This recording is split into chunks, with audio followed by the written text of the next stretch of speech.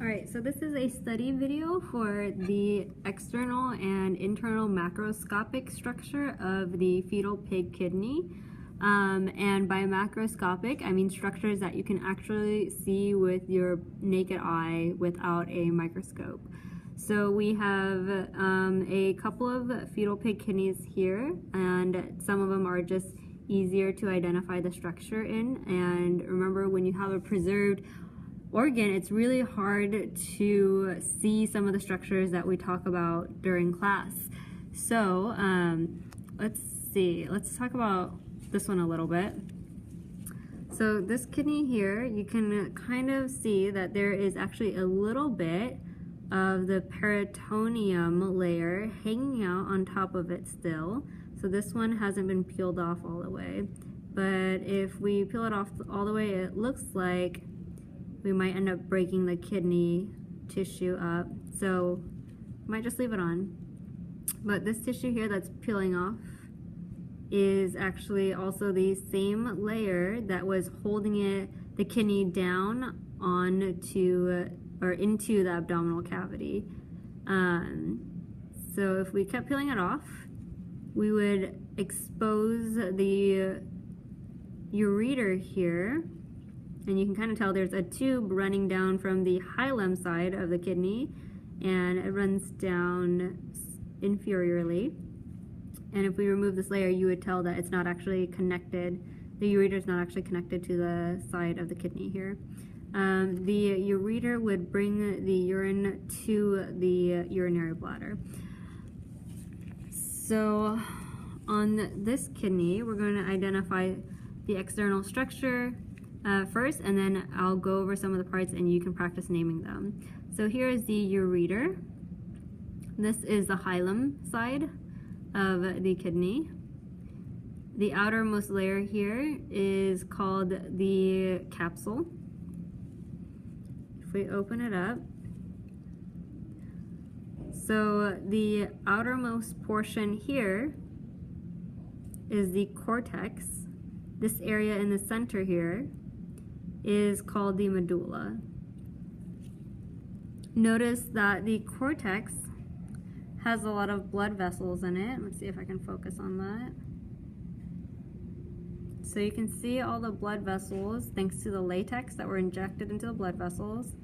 So these would be your interlobular blood vessels or arteries here, the red ones or the pink ones. Those are your interlobular arteries. They're going to provide blood to the microscopic structures in the cortex. These microscopic structures are called the nephrons. So interlobular arteries bring blood to nephrons. The nephrons would filter it out, and whatever it filters out would be considered as urine.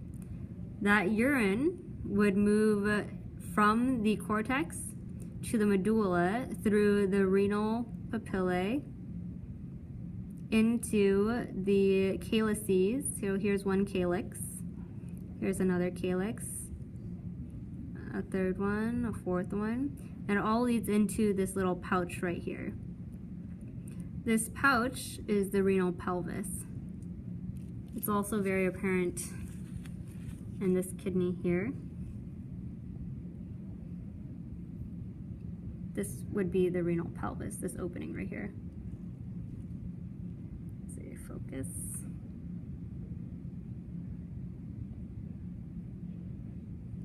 So it's not focusing, but this pouch is the renal pelvis.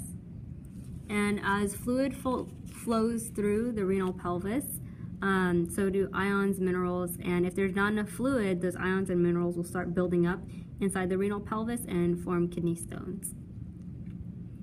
Fluid would flow out of the renal pelvis and then into the ureter. Ureter would bring the urine back to the urinary bladder. All right, so I'm gonna go ahead and point at a few of the structures and have you identify them. Name, ureter, name of outermost layer, capsule,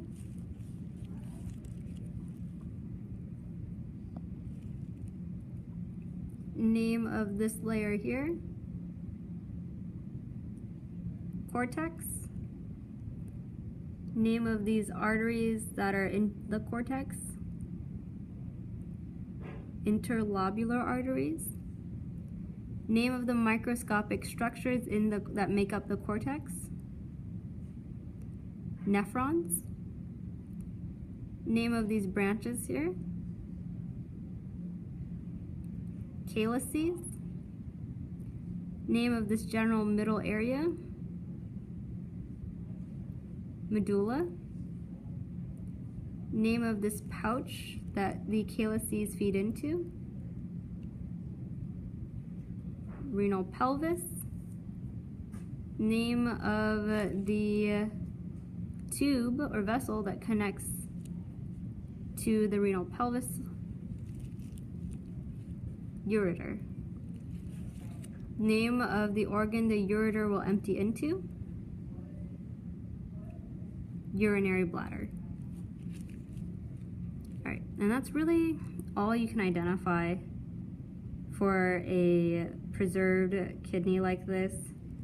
It is very hard to tell the structures, but study the lab manual and the textbook for more clarity.